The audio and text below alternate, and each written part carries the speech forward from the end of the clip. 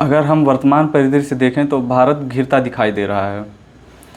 ये बात मैं इसलिए कह रहा हूँ कि वर्तमान परिदृश्य में बांग्लादेश भी शायद एक फ्रंट खोलना चाह रहा है वार के लिए। अभी बांग्लादेश के यूनुस खान गए थे चाइना में। आप लोगों ने उनका एक फेमस स्टेटमेंट सुना ही होगा, जहाँ उन्होंने कहा था कि we are the guardian of the bay of Bengal. उनका कहना था कि वो बे ऑफ बंगाल के गार्जियन हैं, जबकि एक्चुअल बे ऑफ बंगाल तो कंट्रोल इंडिया करता है। तो उन्होंने ये स्टेटमेंट जारी कैसे किया? उन्होंने ये स्टेटमेंट इस बेस पर जारी किया, उनका कहना था कि सिलीगुड़ी कॉरिडोर जो है, जिसे हम चिकन नेक कहते हैं, उनका कहना था चाइना में कि चिकन नेक को चाइना कंट्रोल कर ले, और अगर चाइना कंट्रोल कर लेगा तो हम नॉर्थ ईस्ट को कंट्रोल कर लेंगे। मतलब कि बांग्लादेश ऐसे ख्वाब देख रहा है कि वो पूरे नॉर्थ ईस्ट को जीत कर अपने बांग्लादेश में मिला लेगा। और अभी लगभग 3 दिन पहले की खबर है, तुर्की से एक NGO आया था बांग्लादेश में।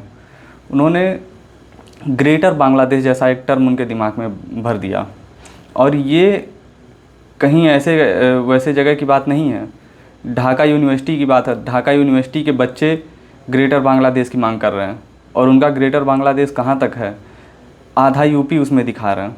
अब आप बताइए, ऐसे ऐसे लोग इस्लामिक कट्टरता के आड़ में पूरे ग्रेटर के नाम पर आधा इंडिया कब्जाने का ख्वाब देख रहे हैं।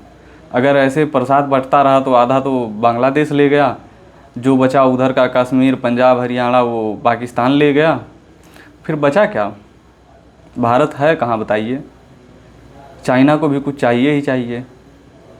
अगर यही खेल चलता रहा तो भारत प्रसाद की तरफ बट जाएगा, पर भारत कोई प्रसाद नहीं है कि जो आए वो बांट के चला जाए।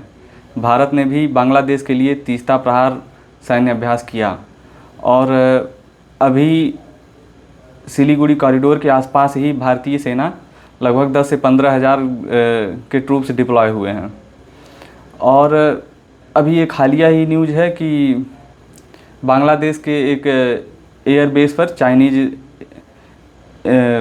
कुछ एयर ऑफिसर आए थे। उन्होंने जायज़ा लिया कि यहाँ वो एयरबेस अपना सेट कर सकते हैं या नहीं। और ये सब बांग्लादेश सिर्फ इसलिए कर रहा है कि भारत नॉर्थ ईस्ट में थोड़ा सा कमज़ोर दिखाई दे, पर ऐसा होगा नहीं। भारत एक साथ 3 फ्रंट वार की लड़ाई कर सकता है, भारत इसमें सक्षम है। और इसका जीता जागता उदाहरण अभी 4 दिन में आपने एक टीजर देखा पाकिस्तान के साथ। अगर इसमें नेवी आएगी तो बांग्लादेश और पाकिस्तान को भारत मात्र 3 से 4 दिनों में निपटा देगा। रही बात चाइना की, तो चाइना और इंडिया दोनों मजबूत हैं। अगर एक दूसरे के सामने आते हैं तो दोनों में ना कोई जीतेगा ना कोई हारेगा, दोनों बराबर बर्बाद होंगे। इसीलिए चाइना कभी भी सामने से भारत से लड़ाई नहीं करेगा। धन्यवाद।